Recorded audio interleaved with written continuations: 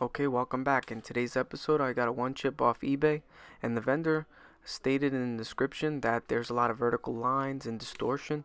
So it is firing up, there is audio, but he just couldn't figure out what's going on. So this could be a lot of things. It could be a dirty car connector, or it could be broken traces, or a bad chip. So I'm going to be taking a look at that. Also, I noticed that the AV socket, the AV port isn't working for some reason. So that's usually very uncommon. So I'm going to test it with the RF port just to see if I get anything.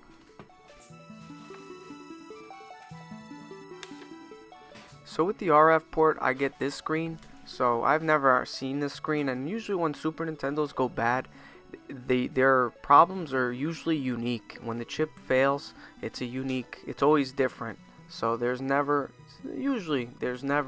one error that occurs. It's not across the board. So it does fail a couple of tests. I can't really tell what failed. So let me try it with a game. So with Star Fox, I do get a lot of vertical lines, and it seems like the Nintendo logo is upside down. All the letters are inverted.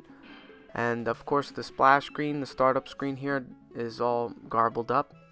And of course the game isn't, I don't get any screen that's correct. So it seems like it could be a bad chip, and I hope that it's not.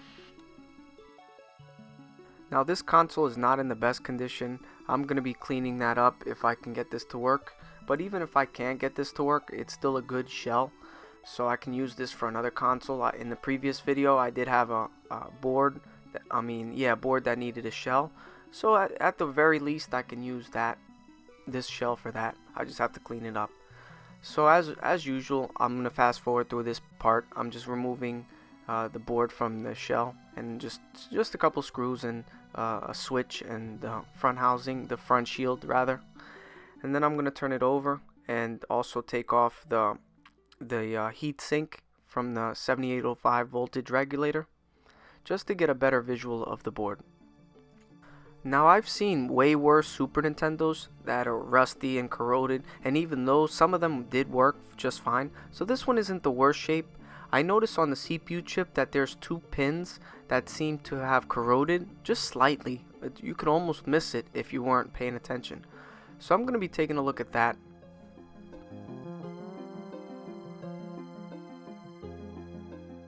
So to inspect these legs on this chip here, I want to clean it up with some 99% alcohol just to get a better look at what's going on.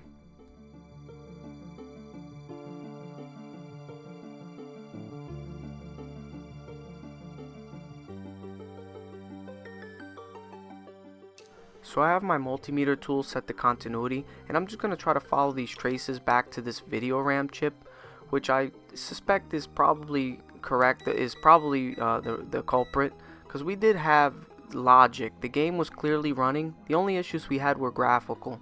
So it would make sense that there's a break between the video RAM circuitry and the PPU portion of this one chip.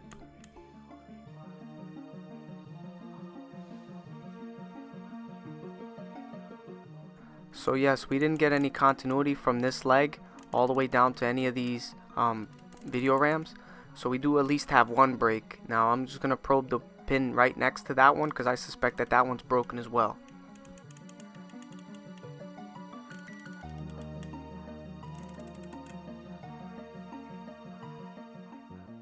So yes, that's two breaks. Now I'm just going to follow the next pin over, see if I have continuity, and I do.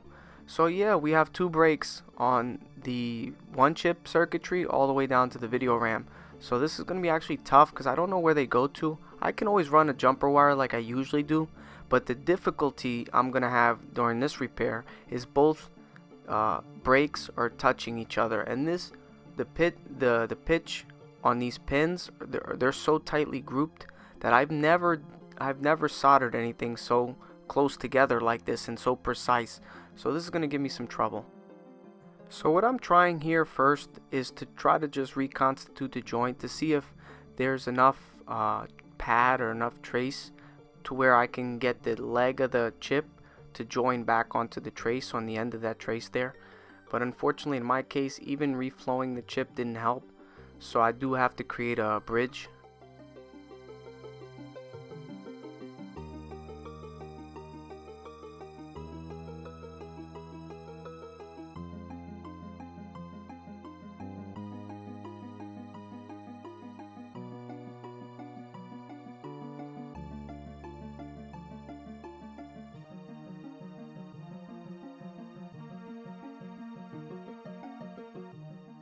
So since reflowing didn't help, I've already cleaned it up. So what I'm going to use is a fiberglass pen, and I'm just going to try to expose the copper of the trace and the leg of the chip, and I'm just going to add a little piece of magnet wire just to create a bridge, and hopefully that it solves the issue.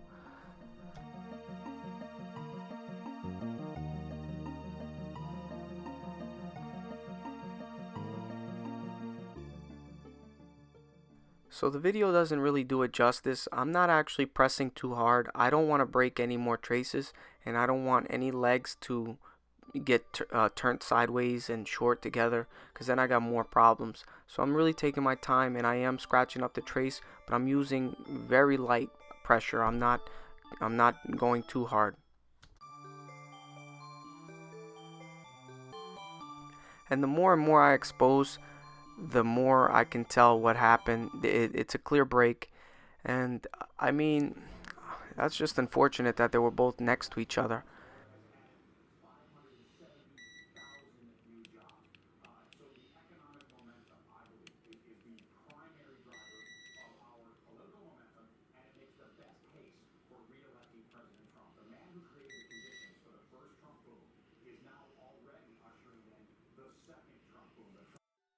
So for this job, I think I have to break out a new tip. Now this is a JO2 tip, and it's going to be like an angled, like a conical tip, but it's curved. So I never used this tip before, so this is the first time, and I'm going to try it out. So I got a piece of magnet wire. Now this magnet wire is going to last me forever. The coil I got is like a pound, and it's so thin that I can't feasibly see myself using all of it, especially in small quantities like this. So yeah, I'm gonna try to use it to bridge this trace here.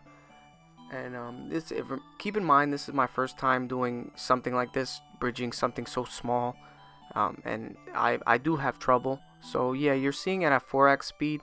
If I kept it in real time, we'd be here all day.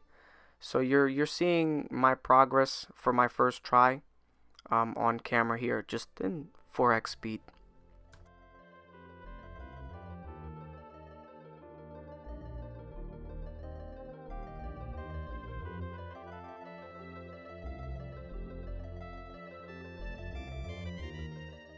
Now here's a closer shot just so you can see what I'm doing.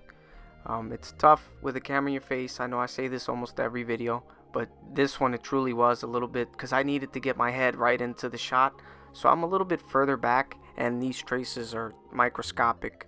So maybe I gotta get a scope or a microscope one of these days, but that's out of the budget right now, so I'm really just trying to make do with what I have.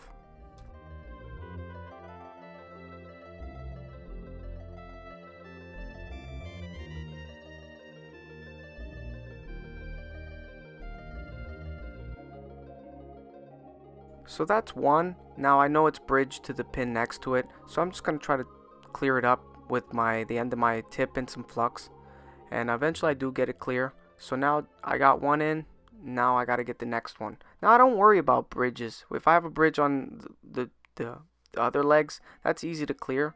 So yeah, as you can see in the video, just a little bit of flux and it clears up the bridges. My main concern is getting this magnet wire on from the joint, from the chip leg to the trace.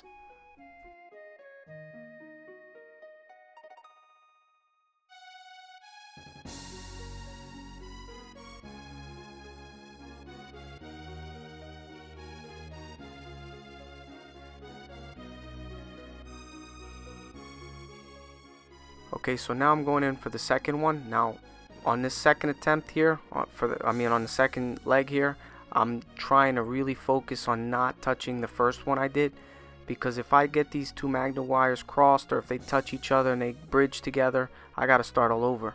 So I'm really trying to focus here, adding flux and making sure that the hot tip of my iron doesn't touch the trace I already patched.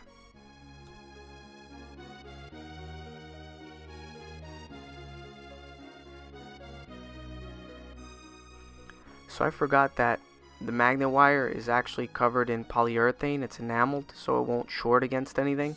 So the polyurethane I was having trouble working with the wire. So what I did was, to remove the polyurethane, I just laid the small tip of the end of the wire on my work mat, and then I dragged my soldering iron across it just to remove the enamel, and it stuck to the leg and the trace perfectly.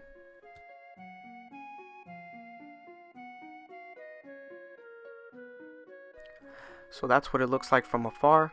And the AV port is working. I forgot to connect the other side of the RCA jacks to the TV. I was testing something else and I just overlooked that. So yeah, that was a rookie mistake on my part. But the test card does fire up. There's no vertical lines, no color. The color is perfect and passes all the tests, and it goes to the burn test. So let me test with the game. But I think I fixed this console.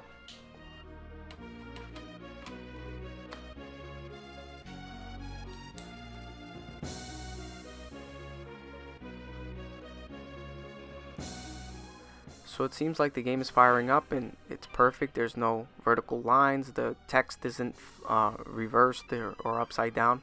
So this is good because my channel didn't have any repair like this before. So this is great. So one more fix that I can add to my channel, and hopefully it'll help somebody in the future.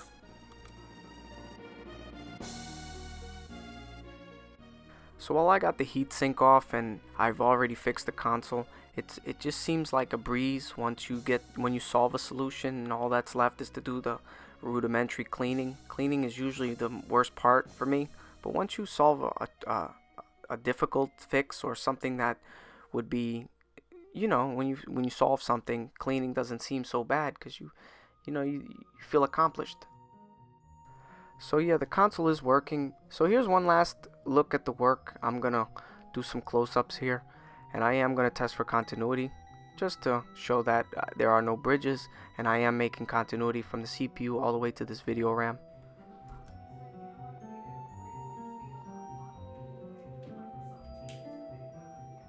So here's the top shell. It's very dirty, so I'm gonna clean it in the sink with some soap and water.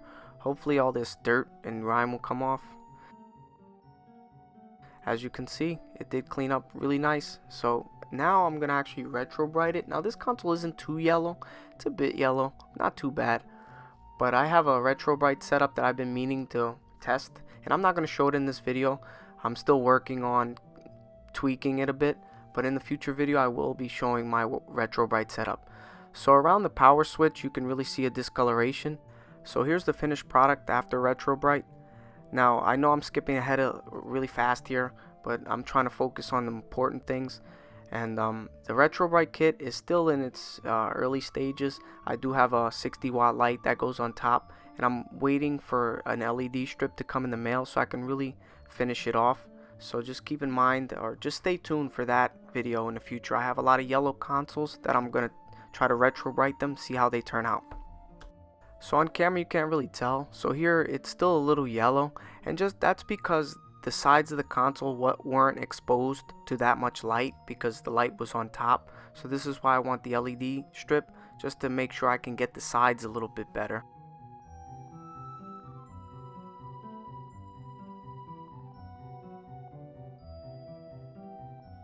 So on the RF shield that covers all the circuitry, all the chips, there were 2 spots of rust, so I used a fiberglass pen just to polish the shield a bit, just so the rust won't expand or get worse.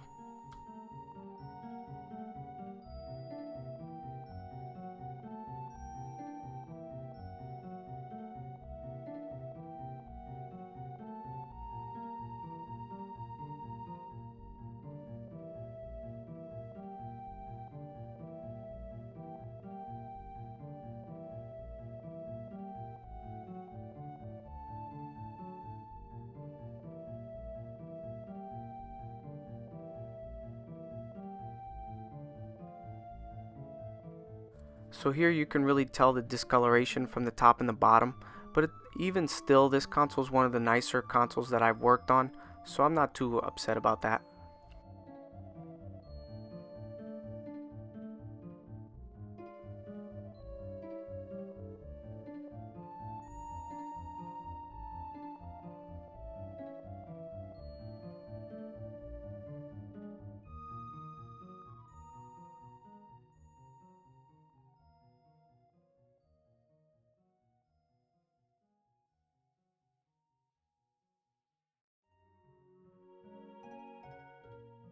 So now this console looks pristine. It looks like a whole different console.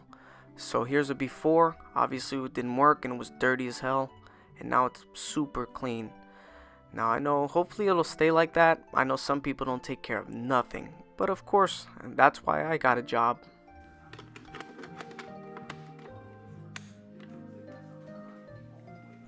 So I'm really happy how this one turned out. I'm really proud of this video. So if you like this video as well, please give me a thumbs up, subscribe if you haven't already, share this with one of your friends. Please stay tuned for more projects. I'm trying to grow this channel more and more, and I am getting quite a bit of new subscribers. So feel free to comment down below if you have a question. I'll answer it. I'm usually free sporadically throughout the day, and all the comments go right to my phone. So if I have free time in the day, I usually stop and answer some questions. So that's all for this video. Thank you for watching.